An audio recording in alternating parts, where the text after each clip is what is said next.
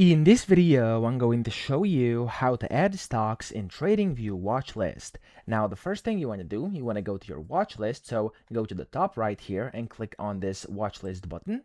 And then from here, as you can see, here's your watchlist. Now, of course, if you have multiple, select the one you want to use. And then from here, you'll see if you do have any symbols already, you'll see them like this. Or if you don't, it's going to be empty like mine. So you can just click on the plus button top right to actually add symbols or stocks. And then from here, you can see you can switch over to the stocks category. So click on stocks, and then from here you can find all the stocks. You of course can filter by countries, you can filter by things like types, sectors, etc., or you could just search for a stock up top to find it quickly and easily. Now whenever you find one, you want to click on this plus button over here, and that's going to basically add a stock to your watch list. So just click on these wherever you want to add them, like that for example, and as you can see, it's adding them to my watch list over here.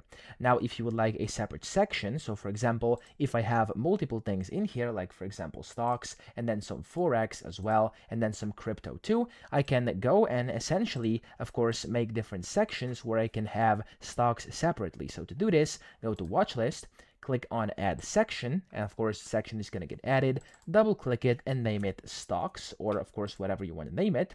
And then over here you can just of course select these stocks, so you could just go and click on the first one, hold down your shift key and click on the last one, and then just click and drag them here into the stocks, and there we go, you have like a separate stock section inside your watch list. So I hope this video helped you out. If it did, please subscribe to the channel and help me out as well.